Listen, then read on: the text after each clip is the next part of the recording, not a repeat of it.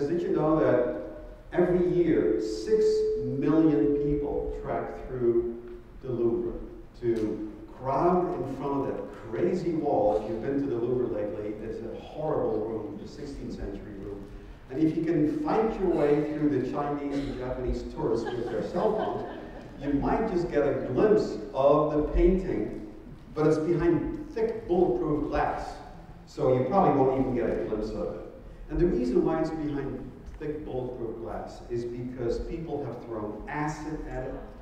People in the 60s, somebody threw a brick at it, which is why, if you look closely, it still has damage here in this portion that has never been restored.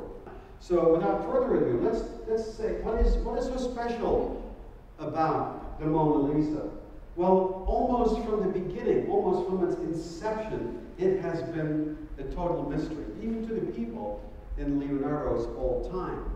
For one, Leonardo, I think, deliberately kept an aura of mystery around his works because he never signed his paintings, he never dated his paintings, he never titled his paintings. And I think that has something to do that in the time that we're talking about, which is the Quattrocento, the 15th century in Tuscany, artists were still struggling to get respect. I can get no respect, is what the artists were saying, because poets and writers like Dante and Petrarch were celebrated as the great geniuses of their day, but artists were still considered the sort of artisans with a dirty smut because they dealt with paints and it made your fingers messy. And so they were trying, as Alberti, who's a great writer in those days, wrote, ut pictura poesis. Like the poets, so the artist. And Leonardo was trying to inject his art with a certain literary enigma, with a certain, as almost like an intellectual puzzle that challenged the beholder to really display his or her own talents in trying to unravel the real meaning of these works. But what is so interesting, that even in the 16th century, when people write about the Mona Lisa, we, right from the beginning, have very conflicting reports, and that is where our thriller starts. Okay. So here, for example, and what I'm showing you are little clips from a film that we have started producing. And what you see, for example, in 1516, when Leonardo was old and gray, had retired to a chateau in Amboise, which is where the royal court of France was located at the time. One day, a very famous person, the Cardinal d'Aragon, who was a close confidant of Pope Leo X, decided to visit Leonardo in his small manor in Amboise, and Leonardo showed him 3 paintings that he had brought with him from Italy. It was the St. John, the St. Anne and Mary, and the Mona Lisa. Why these 3 paintings? And he had a secretary with him. You saw that guy with a strange little hat right there. His name is De Beatis, and it's so incredibly important for our scholarship, for Leonardo's scholarship, that this guy took meticulous notes throughout this whole visit. So for the first time here, we have an eyewitness report on the scene, on the crime scene, of someone who explains to us exactly what's going on. And what De Beatis writes is, Leonardo, that's how we refer to him, showed us 3 paintings. One is St. John, very young. Second, a St. Anne with the Madonna. And then a Florentine lady done at the request of the late magnificent Giuliano Medici. Now that's interesting because we know Giuliano Medici. He was the brother of Pope Leo X. If you have seen the show time series The Borgias, has anyone seen that series? Okay, you'll know. He's the Duke de Nemours. And he was in Rome, sidelined by his brother, the Pope, and he had nothing better to do, so he decided to become a patron for Leonardo. So Leonardo actually worked at the Vatican in Rome from 1513 to 1516. So if we have to believe the Beatis, that meant that the Mona Lisa was painted for the brother of the Pope, for Giuliano de' Medici, between 1513 and 1516 in Rome. Hang on to that piece of information. Got it? Okay. Then we have an entirely different eyewitness.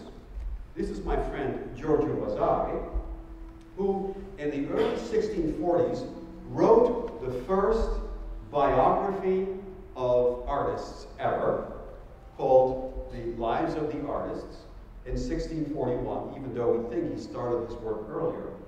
And he also researched the Mona Lisa. And he says, oh no, Leonardo undertook to execute for Francesco dal Giocondo the portrait of Mona Lisa, his wife. So here we have, just in a few years from the death of Leonardo, two entirely opposite views of where this painting came from. And from this point, it only gets worse, because then we have this strange receipt. This is actually a receipt which was discovered by a researcher in the library in Milan in 1993. And in this receipt, it says that the King of France, King Francis I, purchased the Mona Lisa painting after the death of the maestro in 1519.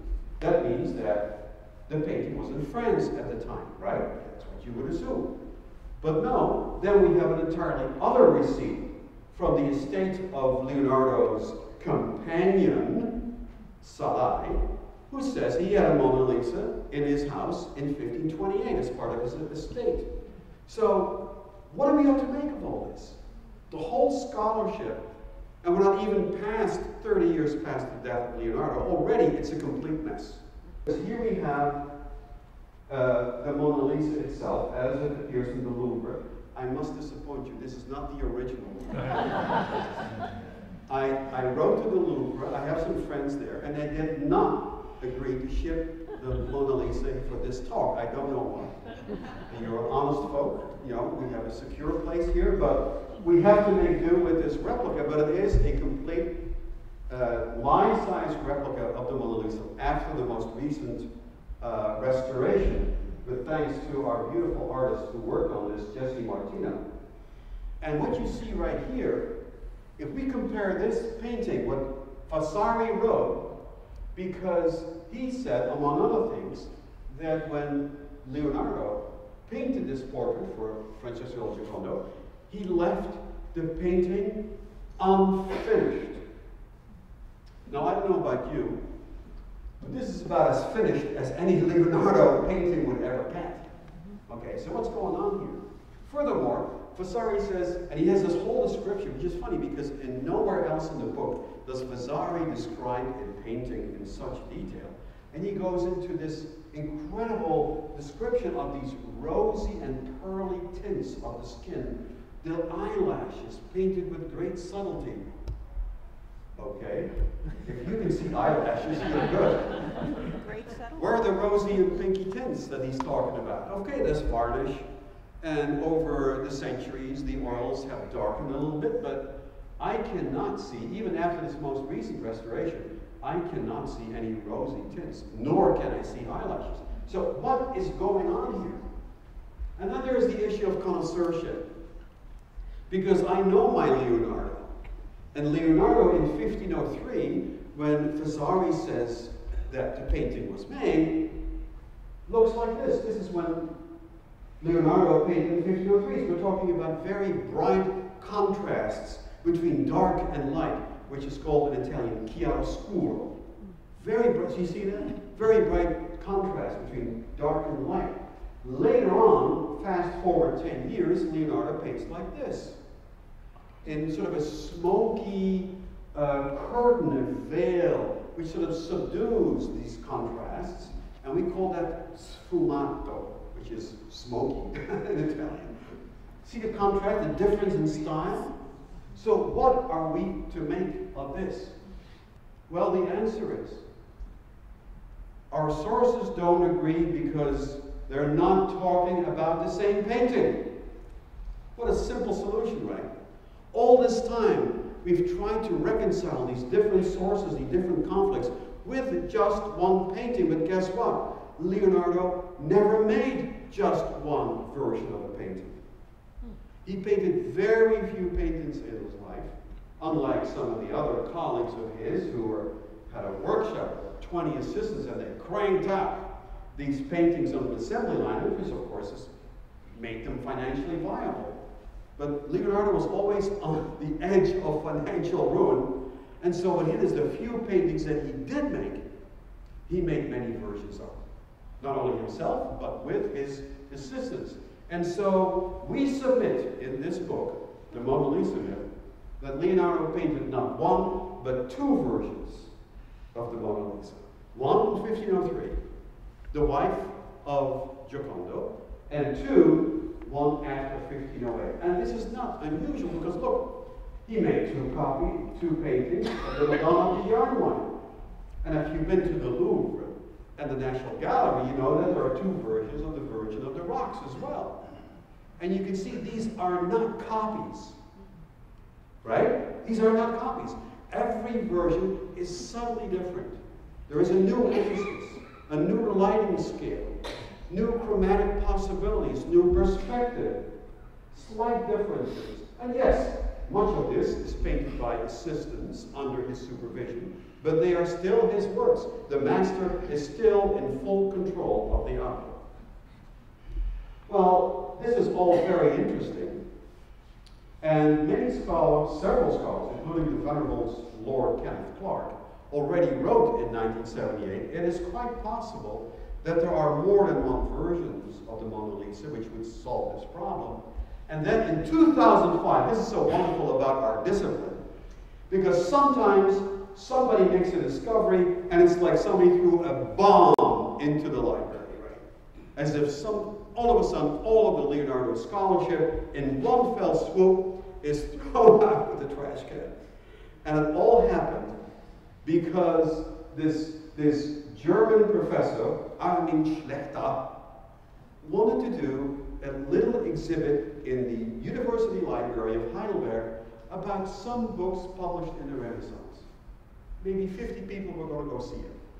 And yet, as part of his research, this man revolutionized our understanding of Leonardo and the Mona Lisa, because as he was going through the books that he was going to feature in his little library exhibit, he came across a publication of the Letters of Cicero, you know Cicero, the Roman orator, etc., written to his friends, and these letters had been collated and published in Bologna a few decades before the Cinquecento, so around 1490 or so. And someone was reading this particular page from the Letters of Cicero and had come across a phrase which says, now Apelles, who was a very famous Greek painter, was once commissioned to paint the head of Venus, as well as the rest of her body, and he left it unfinished. And one individual grabbed his pen as he saw this and began to write. And the man who wrote this is the man called Agostino Vespucci. And do you know what he wrote in the margins? Just like when we read a book, sometimes we doodle in the margins, right? Oh, gotta remember this, you know. Gotta go to Vaughn's and pick up some milk. Well, he wrote something else. He wrote, Apelles pictor, ita Leonardus vincius facit in omnibus suis picturis. Apelles the painter. That's exactly how Leonardo works with his paintings. For example, Caput Lisa del Giocondo, the head of Lisa del Giocondo, as well as Anne, the mother of the Virgin. Let us see, videibus, let us see what he's going to do with the fresco for the large hall of the Grand Council, for which he has just come to terms with the consigliere. This little scribble in the margins is the most important discovery in Leonardo scholarship in 50 years. Because this is an eyewitness account dated, thank God it's dated, October 1503. That says a few things. One, Leonardo was working on the Mona Lisa in 1503. 2, he is painting Capo Lisa del Giocondo, the head portrait of Lisa del Giocondo. Strike 2 for Bizarro. And third of all, he says, let us see what he does with the fresco for the large hall of the Grand Council. And that is the kicker. And I'm going to show you why. Because now we know why Leonardo agreed to paint the portrait of a Florentine housewife. Because he was after something else entirely. And the key person in this whole intrigue is this individual, Machiavelli, Niccolo Machiavelli. Of course, we all know Machiavelli, right? He wrote the Prince, very good, which is a wonderful story about how governments should really be ruled by one-man rule, right? I don't quite agree with that, but that's what Machiavelli's opinion. And Machiavelli had met Leonardo when temporarily they were traveling with Cesare Borgia. Look up your Showtime recordings of the Borgias, and you can look it up, okay? So Leonardo was temporarily engaged by Cesare Borgia to be his military engineer. While there, he met Niccolo Machiavelli, who was second secretary to the Gonfaloniere, the president of the Florentine government at the time, because Machiavelli wanted to know, where is Borgia going to take us next? Is he going to invade Florence, right? And while there, Machiavelli says, can I pick your brain, Leonardo? And Leonardo says, sure. He says, you know, we're in a war with Pisa. And the war is not going very well. It's been going on for 13 years. And we need to subdue that city. And we need to conquer them and bring them back into the fold, as they were before. But we no longer have the manpower to do it. I have an idea. What if we cut off the Arno River, which is the lifeline for Pisa, and channel it around Pisa? You know, they'll starve to death, and we won't fire a single shot. And Leonardo, with his typical zeal for engineering, jumped on it and started to, you know, work on all these wonderful plans. We still have those wonderful color plans of how to do the engineering, dig the soil, you know. It would take 10,000 people, he said. And Machiavelli took it all to Florence, where they accepted the scheme. That's the good news. The bad news, Leonardo was not hired to do it. And so Machiavelli may have felt that he owed Leonardo. He owed him. And so when Leonardo was back in Florence, it's 1503, Leonardo and Cesare Borgia have broken up because Leonardo could no longer countenance the bloodshed of what this man was doing in the states, the Romagna states, where he was trying to conquer land for the Pope. What a noble cause, isn't it? And so he was back in Florence in 1503. Picture this. He was starting to withdraw the last funds in his savings account. We have the withdrawal slips, believe it or not. Wow. We do. So he was starting to draw from his life savings. He was out of work. He was out of friends. He was out of commissions. He did not have a very bright future. And here comes Machiavelli and says, feels bad, right? Because he's basically exploited him over this whole Arno business, and says, you know what? There is a plan. Our president, the Gonfaloniere, Soderini, wants to have a big propaganda project. You know, when the war's been going on, we're familiar with that in Afghanistan. The war's been going on for 13 years. We need to buck up the spirit of our patriots, of our citizens. He wants a big propaganda piece, a fresco painted in our city hall of the one battle that Florence won. The military history of Florence is rather checkered. There are not a whole lot of victories we can talk about, you know. But there is one, the Battle of Anghiari, where almost by happenstance, the Florentines did succeed in defeating their age-old enemy, Milan.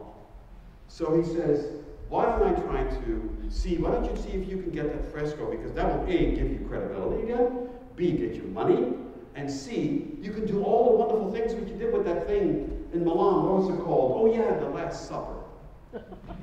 Right? And Leonardo says, great, get me that job. He says, oh, I don't have that pull. And he says, that's the good news. I haven't told you the bad news. The Gonfaloniere wants to hire Michelangelo. Of course, at that time, they were the great rivals in Florence. There it is. of course, the way it looks, if you've been to Florence lately, you know, it's now called the Palazzo Vecchio. Remember the Palazzo Vecchio? It was then called the Palazzo della Signoria, the seat of the government. The hall that you see right here has been enlarged since then. Interesting footnote by none other than Giorgio Vasari. But we can sort of imagine that if you don't look at this, if the wall sort of ended right here, the fresco that Leonardo was going to paint was going to go right here, on the right side. And Leonardo says, I definitely want that job. He says, well, unfortunately, the Soderini's dead set against getting you. He wants Michelangelo. He says, but, and this is our hypothesis, he says, there are people that you should talk to. Because at that time, just for a very short period of time, between the fall of the Medicis, after the invasion of Charles VIII, the King of France, and the return of the Medicis in 1516, Florence was a real republic, oh my God, for like a very brief period of time. It was a real democracy again. Of course, democracy in relative terms. The rich merchant families ruled. But buying is better than single rule like there was under the Medicis. And so it was tradesmen like Francesco del Giocondo who really ruled that city. Francesco del Giocondo served 3 times on the Council of the 12 Buonomini. That is Italian for the 12 good men. The 12 good men was the advisory council that really ruled the city. And we know that because my good friend Giuseppe Palanti, who's a wonderful researcher in Florence, has come up with documents to prove it. So here was a man, Francesco del Giocondo, who had the power to save Leonardo, to give him the commission that would restore his reputation, would give him the funds he needed, would get him another big studio with assistants, would restore his career. And so he went to Francesco del Giocondo and says, can you plead my cause? Can you help me get this project even though the president is set against it? And Francesco said, yes, but I ask one thing in return. And Leonardo says, what is it? He said, make a portrait of my wife. Just a small portrait. Doesn't have to be big. And it's his second wife. You know, his first wife, Rucellai, died shortly after she gave birth. Actually, she died in pregnancy. And he met his second wife, Lisa Gherardini, who was minor nobility. That's the good news. The bad news is her father was dirt poor. So dowry out of the question. And Giocondo, we know from Palanti, was a tough negotiator. He was a tough businessman. Drove a hard bargain. You know what he got from her father as a dowry? The one single estate that they still had in the Chianti Valley. The one remaining source of revenue for that family. Giocondo got out of it as a dowry. He was a man who went over dead bodies to get what he wanted. And he said to Leonardo, you get the fresco, but you're going to paint the portrait of my wife, with whom he was genuinely in love. Genuinely in love. And so it came to pass. Leonardo got the big fresco. Yay! He was given beautiful studio space in a church, in a monastery. He hired right away all kinds of assistants, started working on paints, on sketches, and he came up with this tremendously dramatic battle scene, the fight for the standard, the final flag at the apex of the battle. Then you have the 2 condottieri, the commanders of the opposing forces, fight to catch that standard. Of course, in this drawing, it's no longer there. That's the good news. Unfortunately, Leonardo always, he's a scientist, okay? He's not just an artist, he's a scientist. And he had developed in Milan this incredible ability, working with oil, to create the face of a woman as if it was alive, by creating glazes of oil, shade over light, shade over light. That's when you see these portraits from the Milanese period, it looks like a shimmering beauty, like an angel has come down from heaven and is right in front of us. So very different from the portraits of the Quattrocento, which are all thought in terms of line. When you look at Botticelli, what do you see? You see lines with the colors painted in, right? Leonardo did not think in terms of line. He thought in terms of light and shade, light and dark. And so what he wanted to do the same thing here. Unfortunately, the same thing happened with this fresco that happened with the Last Supper in Milan. He started to work with oils. Now, how many of you have ever tried, when you're renovating the garage, right, or the living room, how many of you have ever tried to put oil on a wet plaster wall? No. Right? You only had to go to Home Depot. They would have told them it's not going to work. Of course, Home Depot was not around, so the fresco started to deteriorate even as he began to paint. And so the Last Supper is in bad shape, but at least we can still see it. This thing, it started to run. The paint started to run as soon as he started to apply the pigments. In desperation, he brought in braziers, these large pots with fire that were hoisted up and down in front of the fresco in order to try to dry the paint. But as you all know, when you do that with oil, it starts to run even faster. Right? So in 1506, he said, this is a disaster.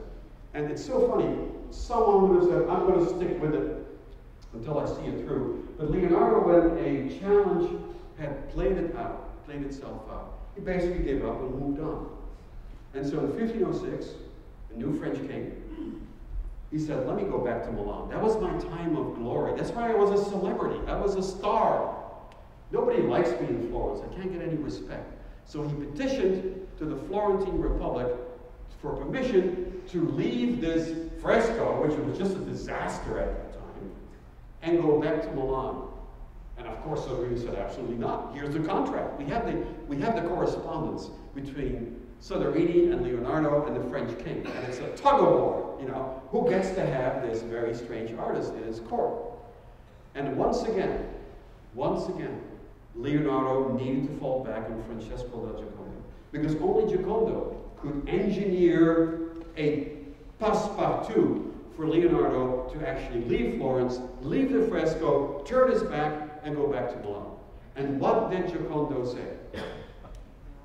What do you think he said when Leonardo walked into his study and said, I'm out of here. Where is my portrait, right? You know, there's an interesting police report that Giuseppe Pallanti found. A police report where the police had to intervene because Giocondo was actually abusing his clients. And the police report said the man is unscrupulous.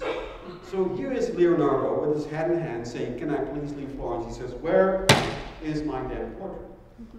And that is why we believe that in 1506, Leonardo was allowed to leave Florence because he delivered the painting. And this goes against any publication of the Mona Lisa. Virtually every publication of the Mona Lisa says, no, Leonardo took it with him, never delivered it to Francesco del Giocondo, took it with him across the Alps back to Amboise, where it stayed until his death.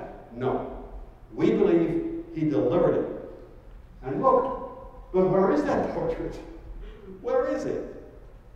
We know a few things. We know that if it exists, it had to be, as we said, begun in 1503, right? It had to be delivered in 1506, which incidentally is exactly the 4 years that Vasari is talking about. And finally, it had to be unfinished. So where is this portrait? Nobody knew until September 26, 2012. On that day, a press conference was held in Geneva, in Switzerland. And it was announced that a painting by Leonardo had been sitting in a Swiss vault for over 40 years. And this is what it looks like. This is that painting.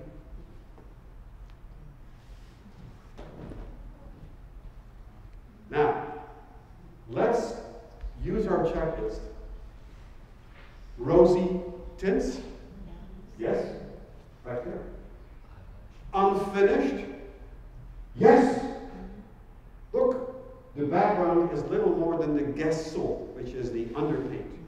Right? The only thing we do have, this is of course completely unfinished, the work of an assistant.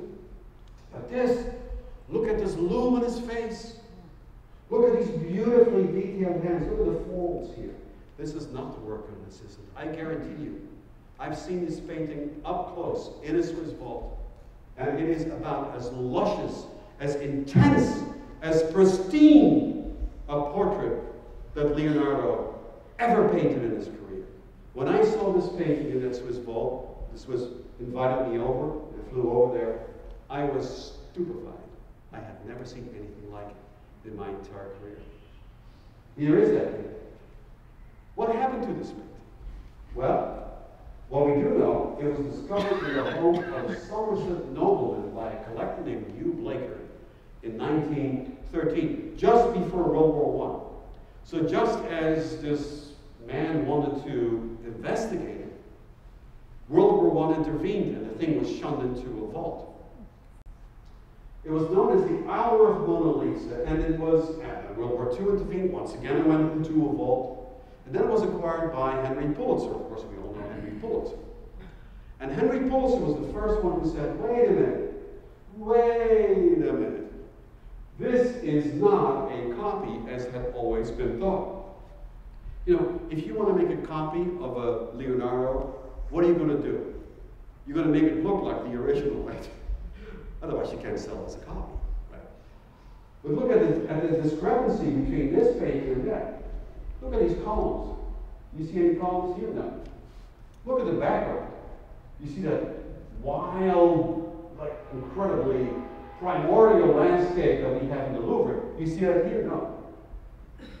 So clearly the conclusion must be these are two separate versions of a theme by the master. By the master. And this painting solves all of the dilemmas that we have from Vasari's description. Rosy tints, unfinished, and yet the work of the master himself. So this is what we believe happened. This is the painting that Leonardo delivered to Francesco del Giocondo in order to get his permit to leave Florence. This was the deal by which he secured the fresco to begin with. Here's, in this picture is taken, you can see I'm completely flabbergasted. This is actually taken in the original vault in Switzerland. And you can see the lovely tints. The painting is so pristine because unlike the Louvre painting, it has not had 6 million people breathing at it on an annual basis, okay? And look, now the red of the lips, the nose, rosy and tender. It is to a T the description of this portrait. And here, if you're still skeptical, here is the kicker. Here is the final evidence, Your Honor. Because a young dude called Raphael, you may be familiar with the name Raphael, was a 24-year-old who decided at the beginning of his career to visit the great masters and learn from them. And as it happened, Raphael visited the studio in 1504, and we now know from the Heidelberg document that at that point already the face was completed. Raphael actually grabbed his pencil and drew a sketch of what he saw on the easel in Leonardo's workshop. And there she is. Now look at the columns. See the columns? Hello, hello, hello, hello. What happened to the columns? So very clearly, Raphael is telling us that this version he saw in 1503 is this painting. Look, you can see the horizon is exactly at the same level, right there under the chin, whereas the horizon in the Louvre Mona Lisa is much higher. So this to me is the ultimate final evidence that there are two Mona Lisas. One, the early version, as we now the literature are referring to it, and one, the later version. Raphael, in fact, then used the sketch to make his portrait of Maddalena Doni, which is not quite the same youthful beauty that our Mona Lisa is, but at least the position is very, very similar. So what happened to this early version? Well, we know from now our hypothesis that it was delivered to Francesco del Giocondo in 1506, and then what happened? Once again, I must rely on the sleuthing of my friend Giuseppe Palanti, who found a record in the Florentine archives. He tells me he spends every waking moment in the Florentine archives, and I believe it. He found a record that the grandson of Francesco del Giocondo was a gambler. He was a gambler. I'm a gambler. And in 1564, his debt was so deep that this man, Guaspari, was forced to declare bankruptcy, and this large business that Francesco del Giocondo had built up, silk merchant business, very, very profitable, was declared bankrupt, and he had to sell off all the values of his estate.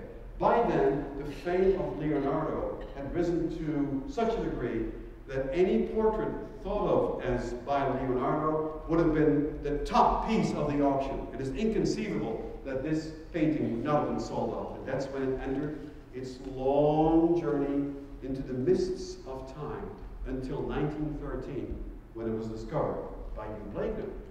But wait, you say now. Wait a minute.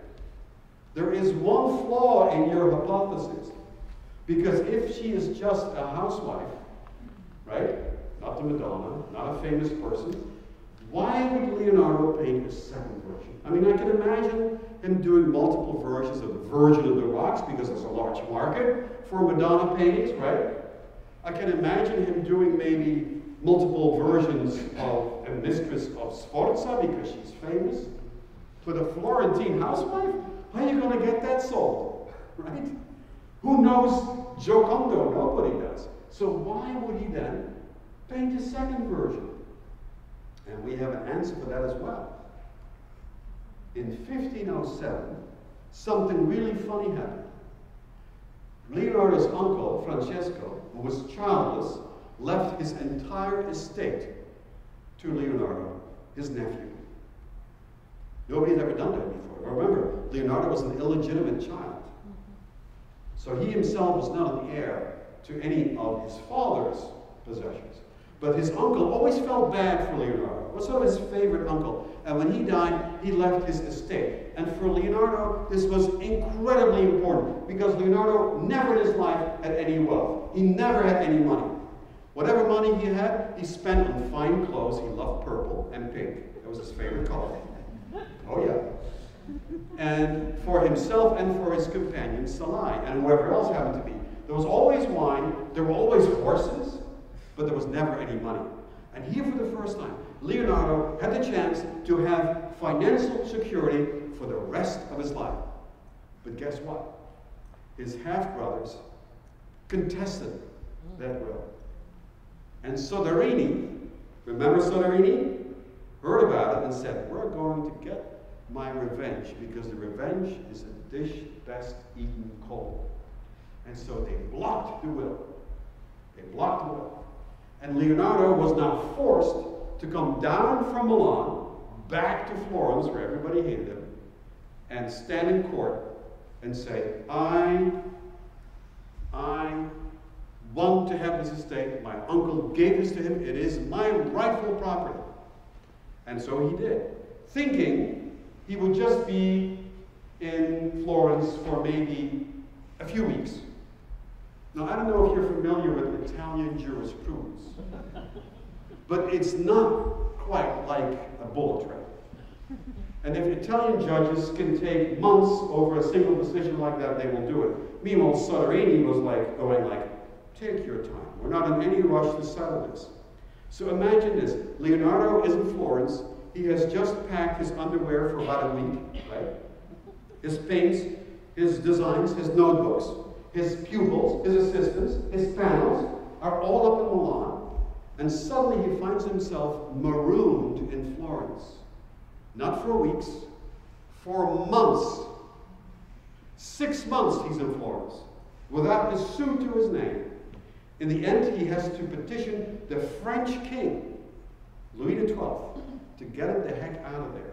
And Louis XII, who is the most powerful king of his time, writes a letter to Soderini that is still smoldering 500 years later, and says, if you don't get the guy back to Florida, to Milan, with his inheritance, I will know the reason why. But what does he do? What does a man do if he's marooned for 6 months? Well, he has nothing to do, no commissions. This is when Leonardo, with nothing else to do, begins his anatomical dissections. He goes to a hospital, Santa Maria Nuova, which happened to be his bank. Hospitals, churches served as banks in those days. And he says, I have nothing to do. Would it be okay if I dissected some of the patients that you're working on after they die, of course? And there's a wonderful story in his notebook where he actually roams up and down the hospital ward. Are you close? Close. Close, okay.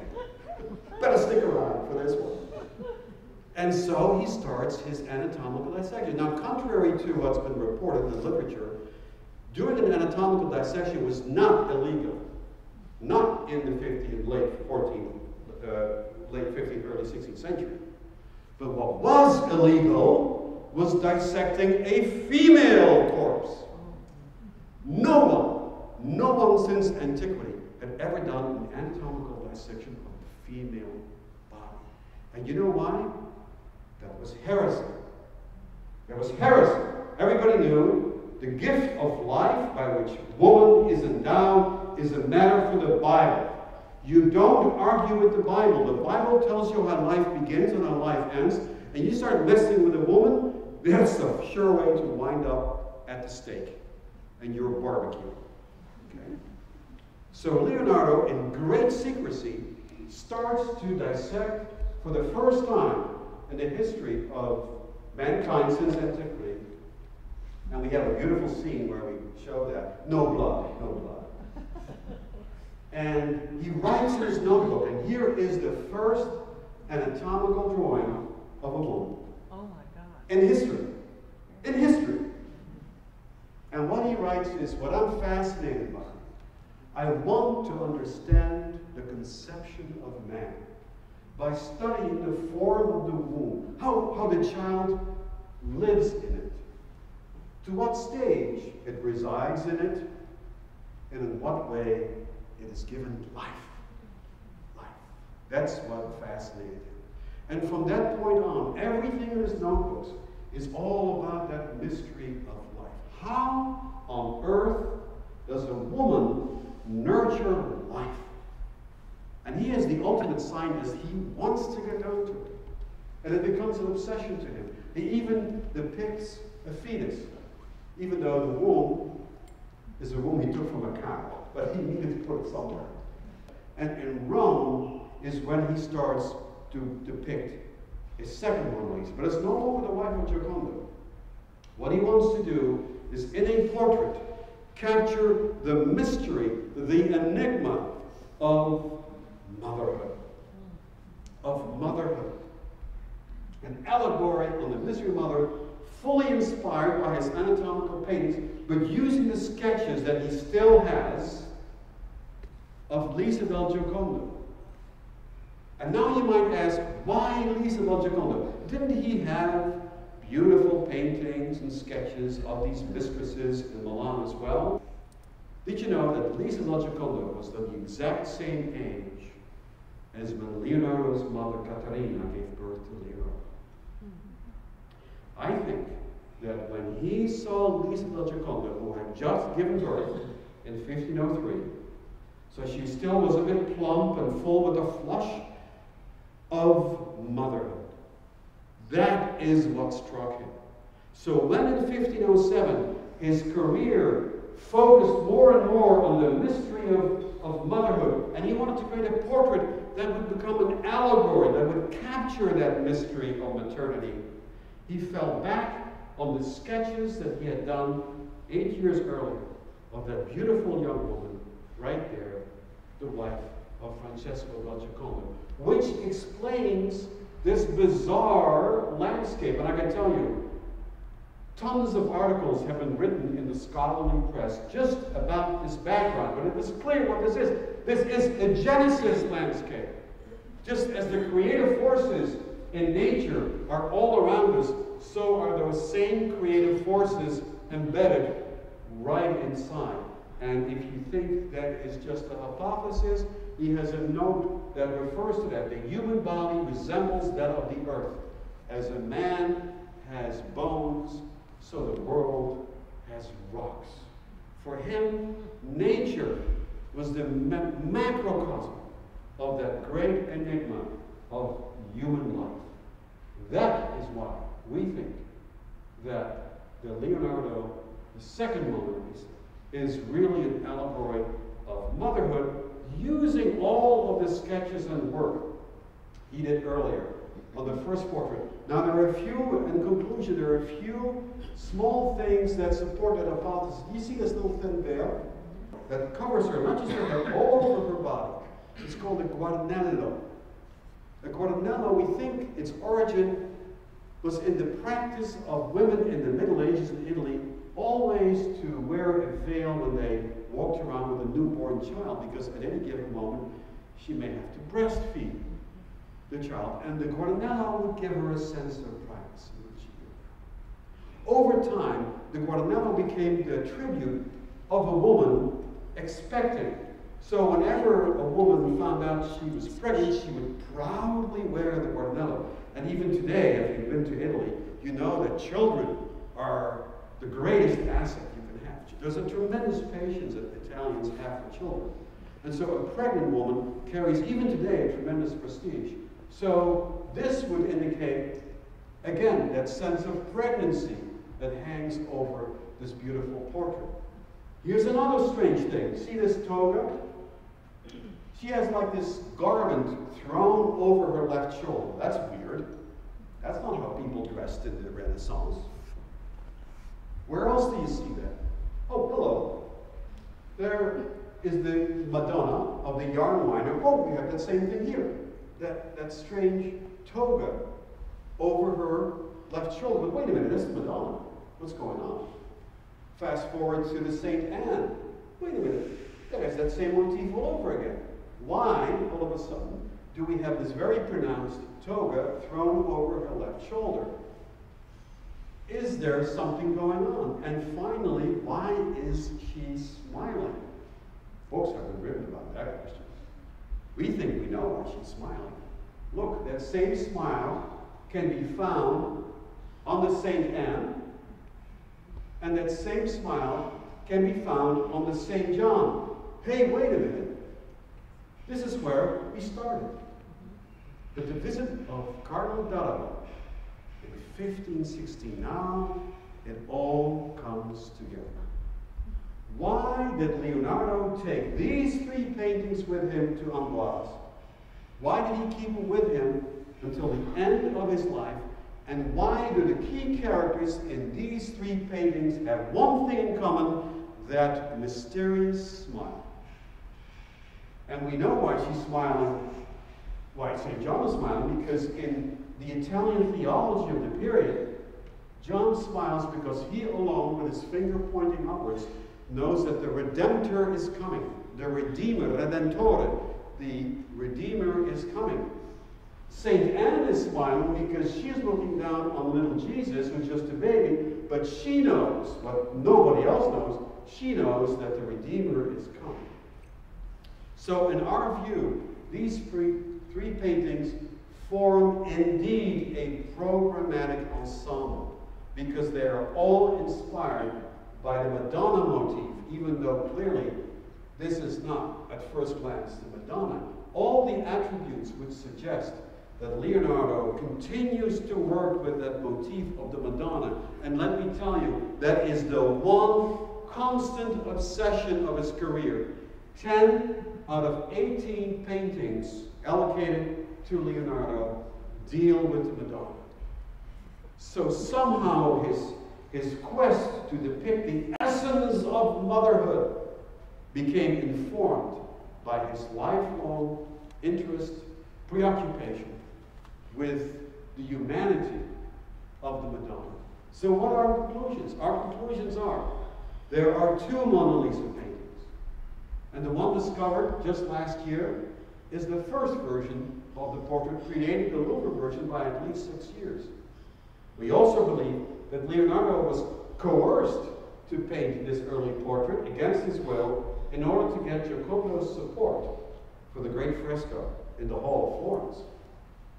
This earlier version disappeared because the grandson of Francesco gambled away the fortune and was forced to sell, only to reappear in 2012. And the second version of the Mona Lisa, now in the Louvre, was painted during Leonardo's stay in Rome, and now the piece is fit because who was referring to Rome? De Beatis, at the beginning of our lecture. He is the one who said it was painted at the instigation of Giuliano de' Medici, brother of the Pope, and he is right! Because that is when the second painting was made, inspired by Leonardo's lifelong preoccupation with the Madonna motif. And thus, we think we have unraveled the Mona Lisa myth. Thank you very much. Wow.